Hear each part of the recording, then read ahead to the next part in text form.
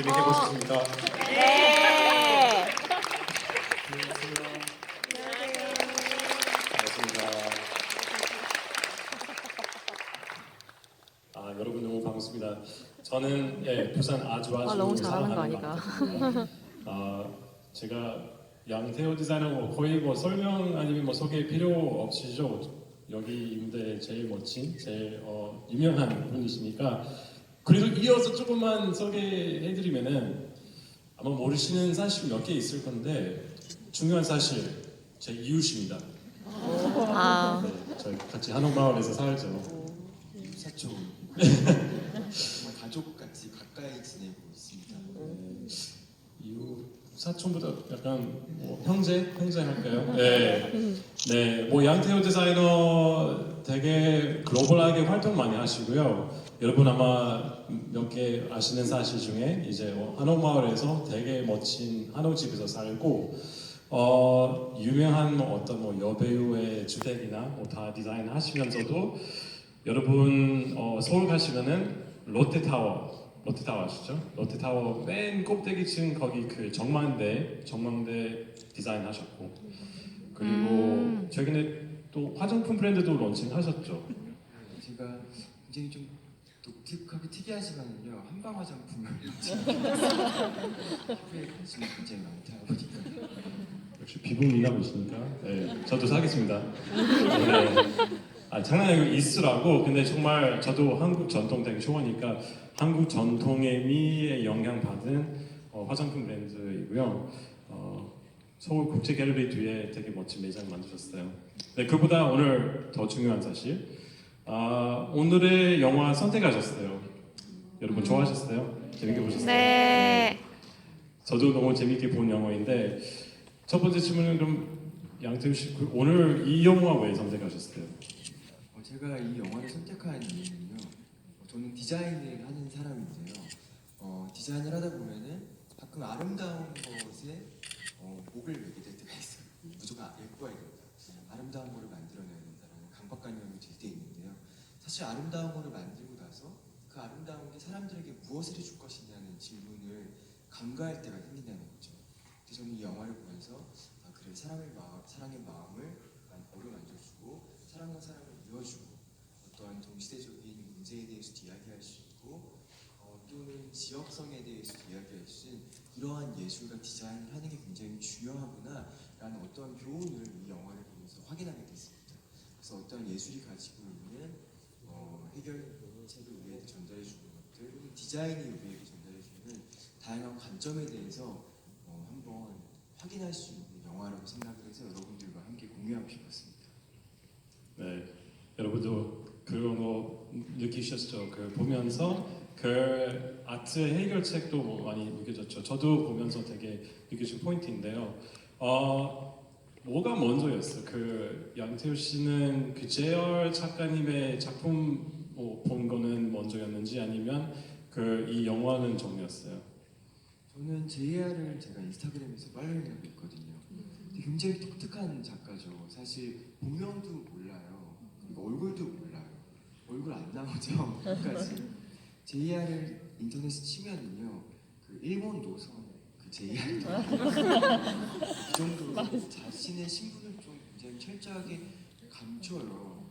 근데 그렇게 자기 얼굴을 드러내지 않았기 때문에 오히려 미국과 멕시코에 국경선에서 작업을 할 수도 있었고요.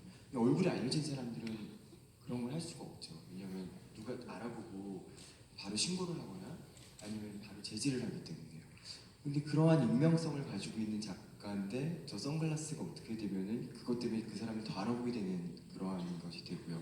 근데 저는 이제 JR 씨를 개인적으로 한번 만난 적이 있었어요. 서울에서 개인전을 하셨는데요.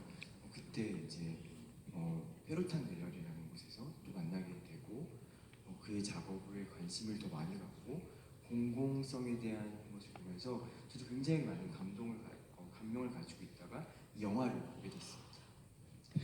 그때 실물로 봤을 때도 안경 좀 쓰셨죠? 네, 안경을 쓰고 계셨어요. 그때도. 네, 키가 정말 크시더라고요. 네. 여러분 장난 아니고 제가 이 영화 보고도 좀 리서치 더 해보려고 해서 위키피디아 JR 검색해 보니까 똑같이 선글라스 끼는 사진 나와요. 정말 안 보는 것 같은데. 네. 그 JR 전시 서울에서 했을 때는 거기 어떤 작품들이 있었어요? 네, 뭐 다양한 작품들이 있었는데요. 루브르에서 했던 설치 작품도 보여줬었고요.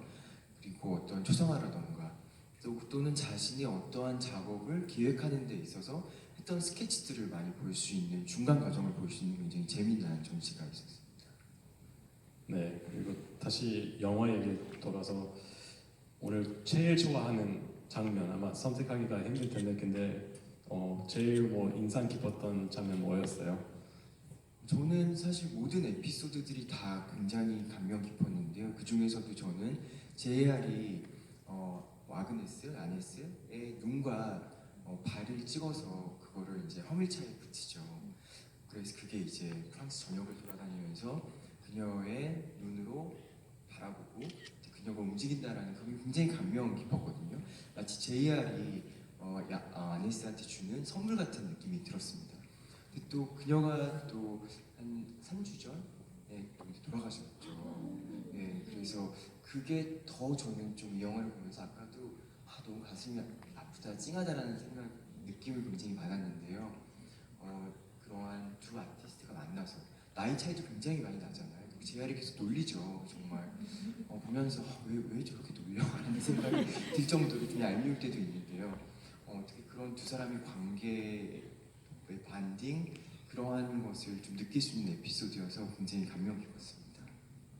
네, 저도 사실 얼마 전에 처음으로 봤는데 그 또 인터넷 리서치하면서 그 최근에 돌아가신 거는 알게 됐는데 근데 아마 태우 씨라면은 이제 그 처음 본 계기는 그분 살아 있었을 때는 보셨고 이제 두 번째로 봤을 때는 그 사이에 좀 돌아가신 걸로 좀 다르게는 좀 다른 시선으로 보셨어요. 네, 영화가 좀 이제 다르게 보여요. 일단은 죽음에 대한 질문을 하잖아요, 제이가. 근데 자기는 기다려진다고. 왜냐면 이게 모든 게 끝나는 거니까. 살아계셨을 때 봤을 때는 그거를 흘려들었었거든요. 죽음을 기다리는 사람이 있나? 라는 생각이 들었는데 그녀가 돌아가셨다는 얘기를 듣고 또 이번에 여러분들과 함께 영화를 보게 된다고 생각하면서 이제 야니스 바레다에 대한 조사를 하면서 보는데 정말 치열하게 살아오신 분이거든요. 90세가 될 때까지 정말 엄청난 영화를 많이 만들어내고 또 누벨바그라는 또 새로운 물결이라는 영화의 어떤 선구자 역할을 하셨죠. 그래서 그렇게 정말 힘들게 살아왔구나, 아쉬울 게 없구나, 아니면 너무 아쉬운 게 많아서 그런가라는 다양한 생각을 하게 되더라고요. 그리고 저도 그래 더 열심히 살아야 되겠다, 더 많은 것을 공유해야 되겠다는 생각을 자리에 앉아서 하게 됐습니다. 저도 그리고 말씀하신 그 안경 벗었을 때는 그 장면 되게 인상 깊었고요. 근데 또 이 영화 재밌는 게 여러 피사체를 담으려고 하는 거예요. 그 프랑스 뭐 여러 마을 다 돌아다니면서 그런 다양한 이야기도 다 나오잖아요. 그래서 그 중에 뭐 태유 씨가 혹시 약간 기억에 남는 거기 뭐 피사체 뭐 한 명 아니면 뭐 마을 하나 뭐 혹시 기억에 남는 게 있으세요? 저는 이 영화를 보면서 굉장히 중요하다고 생각이 됐던 게요. 모든 사람은 다 아름답구나라는 생각을 했고요. 마음을 여는 걸 배워야 되겠구나라는 생각을 굉장히 많이 했습니다. 우리가 이제 살다 보면은 마음의 문을 닫게 될 때가 굉장히 많잖아요. 그래서 옆에 있는 사람, 옆에 앉은 사람, 혹은 택시를 타게 됐을 때 기사분이나 이런 분들한테 마음을 열지 않을 때가 되게 많죠. 그냥 다시 안 볼 사람, 지나치는 사람이라고 생각할 때가 되게 많은데 이 영화를 보고 나서 또 그러한 생각을 하게 된 것 같아요. 마음을 열면 새로운 게 보이는구나. 사람이라는 게 다 각각의 우주가 있고 굉장히 위대한 사람들인데 그러한 점을 나도 좀 더 알아가기 위해서 마음을 열고 살아가야 되겠구나라는 생각을 하게 됐습니다. 네, 특히 뭐 말씀하신 것처럼 이분은 잘 담는 거는 진짜 우리 일상에서 아무렇지 않게 그냥 지나가는 것들 아니면 뭐 지나가는 뭐 건물들이든 아니면 지나가는 사람들 뭐 말씀하신 택시 기사도 그럴 수도 있고 그 사람 안에 그 장소 안에 그 건물 안에 어떤 진짜 대단한 아름다움이 있는데 우리 너무 바쁜 일상에서 아무렇지 않게 그냥 지나갈 수 있는데 왠지 대호 씨도 아티스트로서 디자이너로서 그 남들이 너무 이렇게 그냥 아무렇지 않게 지나갈 수 있는 아름다움을 그래도 색다른 시선으로 보실 것 같은데 그런 거 캐치를 위해 뭐 하시는 노력들이나 뭐 있는가요?